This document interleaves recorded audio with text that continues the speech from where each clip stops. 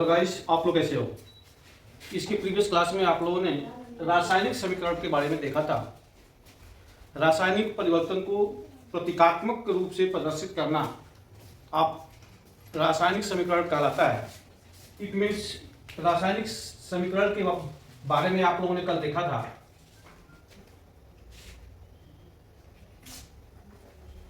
Symbolic representation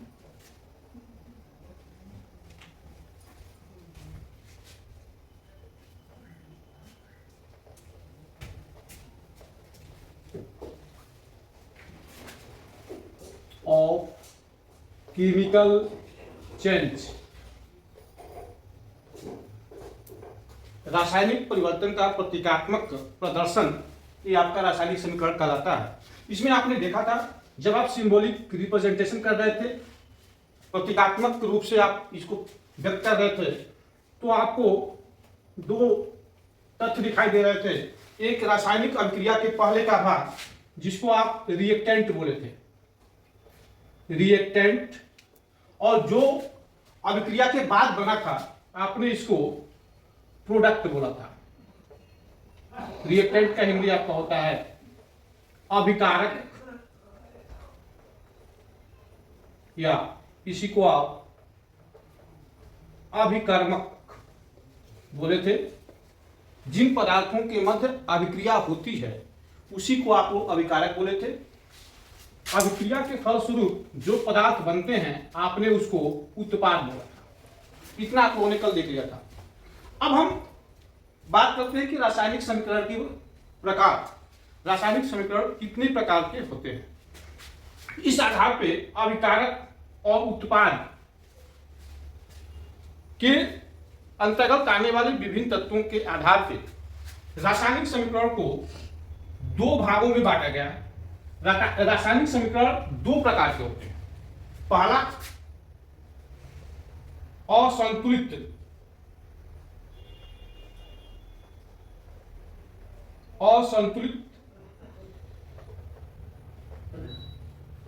रासायनिक समीकरण,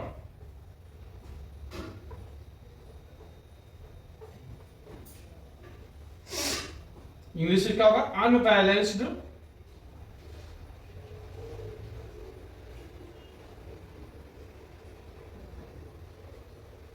chemical equation.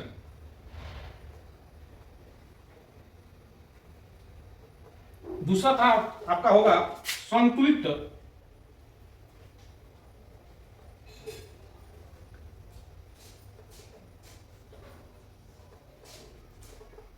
रासायनिक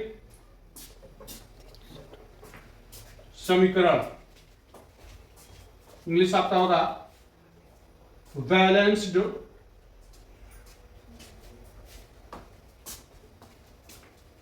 केमिकल इक्वेशन। अब यदि हम बात करते हैं असंतुलित रासायनिक समीकरण, कल आपने रासायनिक समीकरण को देख लिया था। रासायनिक परिवर्तन को प्रतीकात्मक रूप से व्यक्त करना रासायनिक समीकरण कहलाता है। अब इसमें एक वर्ड है असंतुलित। जैसे हम कल एक रिएक्शन लिए थे, मैग्नीशियम की अभिक्रिया यदि आप ऑक्सीजन से कराते हो तो आपका मैग्नीशियम ऑक्साइड बनता है। इसी तरह से यदि आप दूसरा लेते हैं एग्जांपल, आयरन लेते हैं और इसकी अभिक्रिया भाप से कराते हैं तो आपको Fe3O4 प्राप्त होता है और यहां से हाइड्रोजन गैस निकलती है। आप लेड नाइट्रेट लेते हो और इसकी अभिक्रिया पोटेशियम आयोडाइड से कराते हो तो आपको मिलता है लेड आयोडाइड और पोटेशियम नाइट्रेट। अगर आप देखेंगे तो ये जो आपकी एरो है इसके बाएं तरफ लेफ्ट हैंड साइड में एक पदार्थ है और दूसरा पदार्थ जो है ये आपका right hand side. Left hand side में दो है, इसके मिलने से आपका प्रोडक्ट बन रहा है। इन पदार्थों के मध्य अभिक्रिया हो रही है, जिसको आप लोग अभिकारक रिएक्टेंट कहते हो, और इस अभिक्रिया के फलस्वरूप आपका ये नए पदार्थ बन रहे हैं जिसे आप प्रोडक्ट बोलते हैं, उत्पाद। रिएक्टेंट बोले तो अभिकारक। अब आप यदि यहां पे देखेंगे तो यहां पे मैग्नीशियम का एक परमाणु है, यहां पर भी मैग्नीशियम का एक परमाणु, लेकिन यहां पे मैग्नीशियम के 2 परमाणु हैं और यहां पे मैग्नीशियम का एक परमाणु। इस तरह से देखेंगे तो अभिकारक के जो विभिन्न तत्वों के परमाणु हैं, उत्पाद के विभिन्न तत्वों के परमाणुओं की संख्या के बराबर नहीं है। अगर ये संख्या बराबर नहीं होती है तो इसी को आप असंतुलित रासायनिक समीकरण कहते हो। ये संख्या बराबर होनी चाहिए। यदि ये संख्या बराबर हो जाती है तो आपका क्या होगा? संतुलित रासायनिक समीकरण होगा।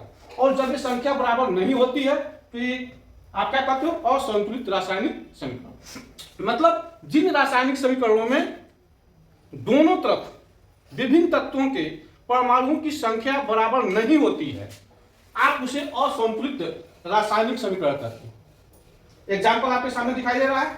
जब यही बराबर हो जाते हैं, जैसे हम इसी रिएक्शन को ले लें तो यहाँ पे अगर हम यहाँ पे 2 कर देते हैं, अब आप देखेंगे मैग्नीशियम की संख्या 2 इधर भी है, 2 इधर भी है। ऑक्सीजन की संख्या यहाँ पे भी 2 है और यहाँ पे भी 2 है।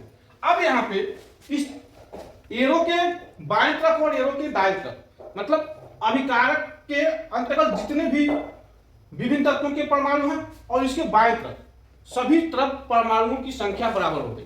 अब आप इसको बोलोगे संतुलित रासायनिक समीकरण। यहां पे आप देखेंगे यदि आप इसको भी, अब आपको यहां पे आयरन, हाइड्रोजन और ऑक्सीजन एरो के बाएं तरफ और दाएं तरफ दोनों तरफ परमाणुओं की संख्या बराबर हो गई, तो ये आपका संतुलित रासायनिक समीकरण हो जाएगा। यहां पे आप देखेंगे यहां पे भी अभिकारक के अंतर्गत विभिन्न तत्वों के जो परमाणु हैं और उत्पाद के अंतर्गत जो विभिन्न तत्वों के परमाणु हैं, इनकी संख्या बराबर हो गई। तो ये आपके क्या हो गए? संतुलित रासायनिक समीकरण हो गए। और जब ये संख्या बराबर नहीं होगी तब आप इसको असंतुलित रासायनिक समीकरण बोलोगे। इसके पहले वाले में जब ये संख्या बराबर नहीं थी तो यहां पे एक समीकरण का केवल ढांचा व्यक्त किया गया था, इसलिए इसको ढांचा रासायनिक समीकरण भी कहते हैं।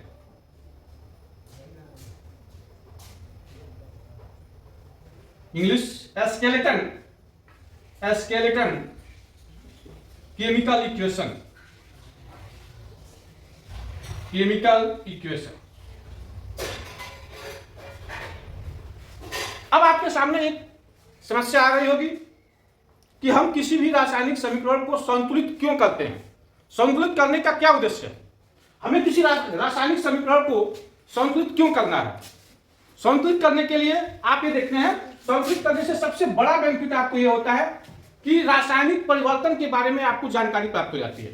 पहली चीज, रासायनिक परिवर्तन का ज्ञान आपको हो जाता है।